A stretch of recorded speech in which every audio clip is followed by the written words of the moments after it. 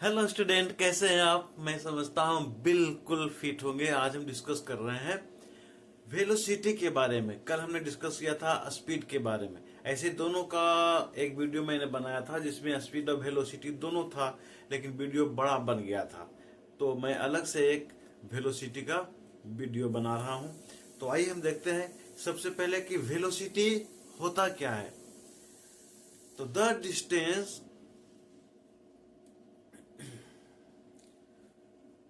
the distance traveled by a body in 1 second in a particular direction is called velocity। जब कोई body 1 second में किसी निश्चित दिशा में जितना डिस्टेंस कवर करता है वही उसका वेलोसिटी होता है।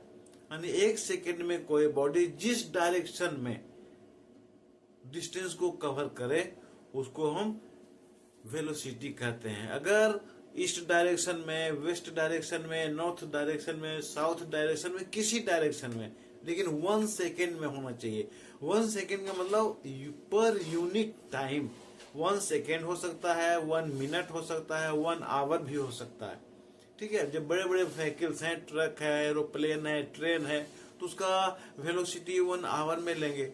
लेकिन छोटी छोटी जो चीजें हैं उसके लिए हम वेलोसिटी मीटर पर सेकेंड में लेते हैं। ऐसे भी टाइम का एसआई यूनिट क्या होता है? सेकेंड होता है। और डिस्टेंस का एसआई यूनिट क्या होता है? मीटर होता है। इसलिए मीटर पर सेकेंड में ही कैलकुलेशन करते हैं। तो आइए हम इसका फॉर्मूला देखते हैं। तो यदि डिस्प्लेसमेंट टी टाइम में एस हो, वेलोसिटी यू या भी हो, दोनों से इंडिकेट किया जाता है ना, और टाइम टी है, तो वेलोसिटी के डिफिनीशन के अनुसार b is equal to S by T होगा। एरो का साइन ये बताता है कि इसमें डायरेक्शन है। नेक्स्ट वेलोसिटी का फॉर्मूला ये हो गया। अब हम यहाँ ये देखना चाहेंगे कि वेलोसिटी का फॉर्मूला ये हुआ, इसको हम डिराइव कैसे करेंगे। तो स्पीड में जैसे हमने डिराइव किया था स्पीड का फॉर्मूला, ठीक उसी तरह से यूनिटरी मेथड का इस्तेमाल करके हम इसको डिराइव कर सकते हैं। और मेरे विचार से यूनिटरी मेथड मोर इजी है समझने के लिए। तो आइए हम इस फॉर्मूला को डिराइव करते हैं यूनिटरी मेथड से। तो मान लेते हैं कि कोई बॉडी है जो 3 सेकेंड में उसका डिस्प्लेसमेंट होता है 27 मीटर। 3 सेकेंड में 27 मीटर, तो 1 सेकेंड में डिस्प्लेसमेंट कितना हो जाएगा? 27/3। आ गया कितना? 9 मीटर पर सेकेंड। यहाँ देखिए दो चीजें ध्यान देने वाली बात। 9 मीटर पर सेकेंड यानी 1 सेकेंड में 9 मीटर का डिस्प्लेसमेंट है ये, लेकिन मीटर पर सेकेंड यूनिट एक साथ है, इसलिए वेलोसिटी हो गया। ठीक है। क्योंकि वेलोसिटी का जो यूनिट होता है मीटर पर सेकेंड। यहाँ हमें दो चीजें मिला, यहाँ एक वेलोसिटी मिल गया और दूसरा अगर 9 को हम छिपा लें तो वेलोसिटी का यूनिट भी मिल गया। तो वेलोसिटी का यूनिट हो गया मीटर पर सेकेंड। अब क्वेश्चन राइज होता है कि वेलोसिटी का यूनिट मीटर पर सेकेंड क्यों होगा? तो डिस्प्लेसमेंट का या डिस्टेंस का एसआई यूनिट होता है मीटर, और टाइम का एसआई यूनिट होता है सेकेंड, इसलिए metre per second SI unit हुआ। इसलिए वेलोसिटी का SI unit metre per second हुआ। अब वेलोसिटी में भी है, उसके ऊपर एरो का साइन है, ये बता रहा है कि इसमें डायरेक्शन होता है। अगर हम इसको दूसरे सिस्टम में लें, जैसे सीजीएस सिस्टम में, तो सेंटीमीटर पर सेकेंड होगा। सीजीएस सिस्टम का मतलब हुआ सी से सेंटीमीटर, जी से ग्राम, आई से सेकेंड। सी से सेंटीमीटर लेंथ का यूनिट, जी से ग्राम मास का यूनिट, एस से सेकेंड टाइम का यूनिट। तो सीजीएस सिस्टम में वेलोसिटी का यूनिट होगा सेंटीमीटर पर सेकेंड।